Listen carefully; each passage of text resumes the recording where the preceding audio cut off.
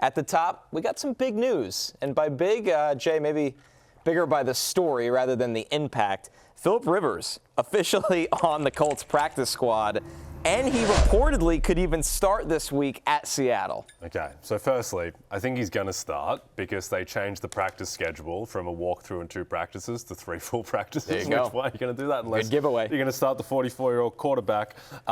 Secondly, my football team, the season's turned into a bad Disney movie. Hopefully, instead of Nemo dying, it ends with the Colts winning the AFC South somehow. But look, I think... Now, for the record, Nemo does not die. I meant Nemo's mother. Nemo's mother. For the love of God. Nemo's mother definitely dies. It's a tough opening dangerous scene. spoiler. Oh, my God. It's the opening scene of the movie. I'm not spoiling anything, that Nemo's mum dies. I understand. He was raised by his father. I know, but it's a sad way. Good God. No, Nemo very much lives. He lives through Finding Dory. Nemo's very resilient. It feels like he should have died a lot of times, but... It's actually not realistic. Nemo's like Kenny in South Park. Right. People don't usually make that comparison. The first movie I could buy. The second movie where they're driving, where the fish are driving the truck down the highway. They went too far. It gets a little nutty. Yeah, it gets a little nutty. Yeah, it got a little silly. But look, in terms of what this means for the Colts, here's the thing. I know Riley Leonard was going to be bad. I don't know what the hell is going to happen with Phil Rivers. So it introduces more variance at least. Certainly makes it more compelling from a football perspective. So we have this tweet from Stephen Holder. Yeah, asked about how they'll proceed this week. Steichen indicates that Rivers could start independent of Riley Leonard's status. Leonard will practice today on some level, Steichen said. They'll be evaluating Rivers through the week and decide accordingly about Sunday. Right.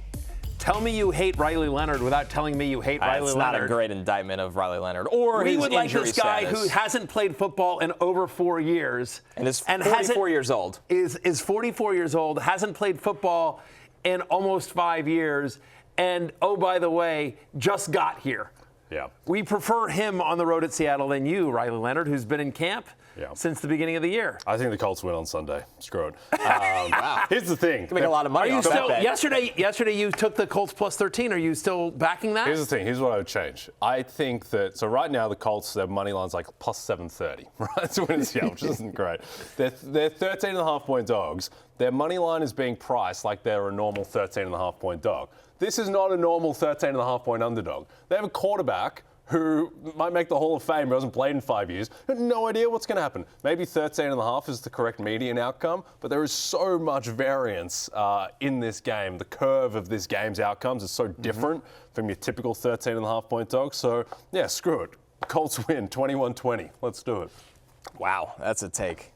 They probably lose. But I do think there is a strange amount of upside. But it's the most interesting story in the NFL right now. Just off of we have to see it. Yeah, this is good, because the thing is that the season was just going to peter out with Riley Leonard throwing interceptions and Brett Rippon getting a shot. Now it's interesting. Now it's compelling. And now also, Shane Steichen is a good coach, and he's a smart coach, and if he thinks this is the best thing for the team, I'm going to trust him. Also, the other thing too, which I think I haven't really seen brought up that much, the fact that Kyle Shanahan was going to go with Phil Rivers as the quarterback in the 2023 Super Bowl had they progressed that far, that is also a good indicator for the Colts. That now we have 2 smart coaches who wanted to bring Phil Rivers out of retirement. I understand he's 2 years older now, but you guys remember when Josh Johnson went down in addition to Purdy with the other? No, didn't have any quarterbacks. They wanted Phil Rivers to be the quarterback for the Super Bowl. That was 3 years ago, though, right? 2 years ago. Okay, that's fine. Still. What's the difference between 44 and 42? I suppose it's nothing. Is this year's Joe Flacco? And I ask that specifically from a betting award standpoint, Jay Croucher. Well, I'll tell you what. Is Philip Rivers comeback player of the year? I don't think he is. Because there's no one that came back from the dead this year. It's an easier field. Yeah, it's an easier path. Yeah, you only have to beat other living human beings. I don't think he's going to win because they changed the rules specifically to prevent the Joe Flacco archetype from winning. Yeah. But secondly, I have a new Damar Hamlin. I have a lot of money on Christian McCaffrey to become a player of the year. You love this award. Watch out, Christian McCaffrey, because the ghost of Joe Flacco, animated as Phil Rivers, might be coming to get you. But yeah, he is the 3rd favorite to win comeback player of the year now, behind Christian McCaffrey and Dak Prescott. Ballin 5-2-5-8 with Rivers back. How many comeback player of the year tickets are in shambles for Jay? I would argue all of them. I mean, if Christian McCaffrey loses, I'm going to lose a lot of money. So, now you're torn because you want Philip Rivers to do well for your Colts. Yes. But if he does too well, is he going to snipe this award? This is a better question. What do you have more money on? McCaffrey winning Comeback Player of the Year, or the Colts winning the division, winning the Super Bowl? How is this real? This board? Yeah, it's unbelievable. How is this real? Third favorite right now. What's J.J. McCarthy still on the list? He hasn't played a down in over 4 years. We didn't even name the starter. He's on the practice squad. He's automatically the third favorite, plus 1,800. Philip Rivers after Chris McCaffrey and Dak Prescott. Two guys that may not make the playoffs, whereas Philip Rivers and the Colts might. McCaffrey's going to make the playoffs. He'll be right there. McCaffrey's going to win the award. Here's the thing. The reason, the reason why he's the third favorite is he came back from the dead. Damar Hamlin's going to win the award. He's got it. He's got it. I'll keep flushing cash on it. Come on. He came back from the dead. How is Damar Hamlin not winning this award? Human voters, Jay. You never learn your lesson. Yeah. Well, the reason why Philip Rivers is so short and is the third favorite when he isn't even activated to the roster yet is because sportsbooks lost a lot of money on Joe Flacco. They just didn't lose it to me. They lost it to everyone else because people were betting on him at 500 to 1. So they'll never do it again. So they don't want to go down that path again. Yeah. Stuntman Chuck said, I don't see Mercedes Lewis on the board. What gives? I would like to know. That's a good question. He's on the second board, to be perfectly honest. Do you think the Colts should try to trade for Mercedes Lewis just so he has a contemporary in the locker room? Here's the other thing, too. Joe Flacco was lighting up like the three of us playing corner for the Jets. This schedule's different. The schedule's comical. Philip Rivers, look, if he wants to go win Comeback Player of the Year, good luck to him because he's going to go at Seattle. Yeah, he's got at Houston in Week 18, and then he's got the Niners and Jags in between at home. That's a little bit easier. But, yeah, I'm fascinated by this. This is the most compelling story for the rest of the season. And my Colts. It is, like, you joked about it, but it is kind of a Disney movie. It is. By the way, he's an easy guy to root for, right? Come on. First off, everyone likes Philip Rivers. He's clearly just trying to get out of his house and dealing with all the kids. Yes. He's sick of dealing with all that. He'll do anything. He'll get hit by the Seahawks. No, he's probably, he's like, I'll take it on. Whatever. Worst case, I get hurt and I just hang out. Yeah, like what's either I can wear padding and get hit a couple times for the Seahawks, or I could wait for an hour in the carpool line again. Like, no, he's not doing that. Absolutely not. But we say that Philip Rivers, in fact, drinks for free today. Absolutely. By the way, we don't need to card him here at the bar. No. He's an exception. It's a little different. I think we know he's of age. I don't think he's going to be amazing. I think he'll be better than Riley Leonard. I agree. Would be my take going forward. I think it's actually good news for the pass catchers on the Colts, fantasy-wise. I don't question his ability, even at 44. I question if he survives 3 hits. And the Seahawks hit quarterbacks as much as anybody in football. As much as anybody. It's good. Yeah, get the worst one out of the way is he gonna get up from the 3rd hit? He's 44. He hasn't played in 3+ years. That's all right. Flacco's 80 and still keeps getting. It's not a question of can you still throw, which the arm at the end for him wasn't great anymore. And that was a long time ago. But at least he can throw to the plays he's trying to throw to, which Riley when you get sawed in half by Leonard Williams, so you're like, yeah, I feel the same as I did when I was 28. Right. Well, all the talk is that he's been in this offense, for his entire career, and that he actually was running this offense. He was coaching his kids' high school football team. Yeah. And they were actually running basically this offense. So it should be fairly familiar. I do wonder, to your point about wanting to get hit, because you look at their schedule after the Seahawks, it gets easier, at least defensively, right? Home to the 49ers, home to the Jaguars, then week 18 at the Texans. That one might be a little dicey. But he gets a couple of games under him there in the first couple of games. Or he could be dead. Yeah. I wonder. I love the assumption that he survives all these games. You know what? But here's the thing. It's the same argument. The Philip Rivers argument and wanting to get hit, all this stuff.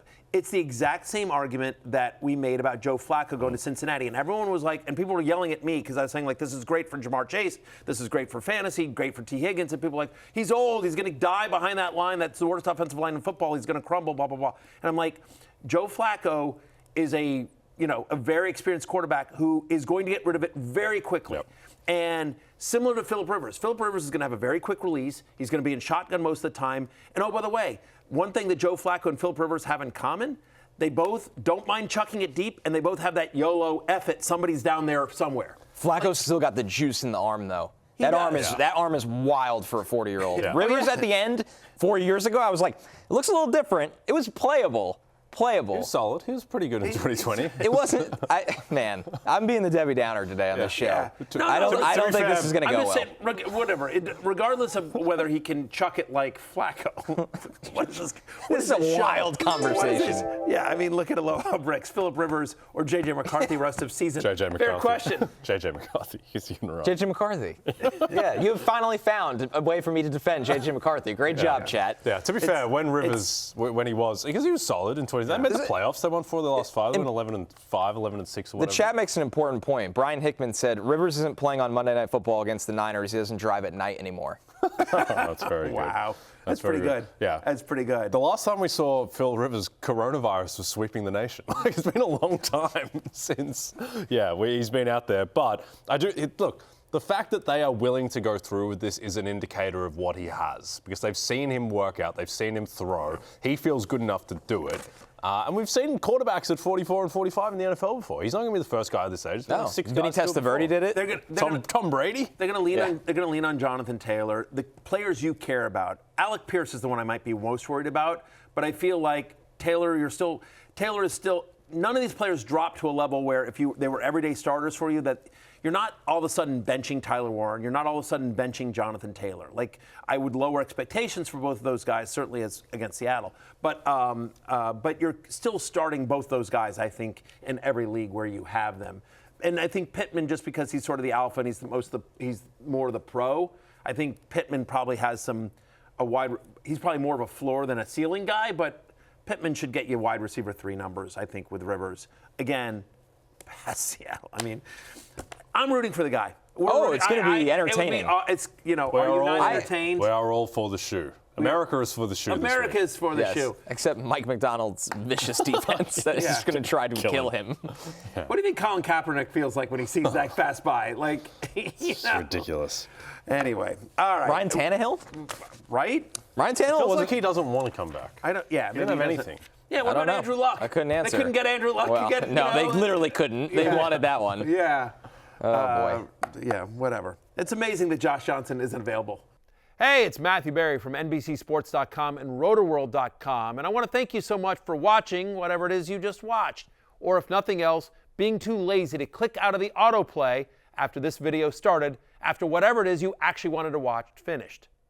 But now that you're here, I'd like to take a moment here to ask you respectfully now, okay? I'm asking you respectfully to subscribe to the NFL on NBC YouTube channel. You'll get the latest Roto-World fantasy news headlines, all sorts of great shows, including my own Fantasy Football Happy Hour. So go subscribe now. Again, I'm asking respectfully.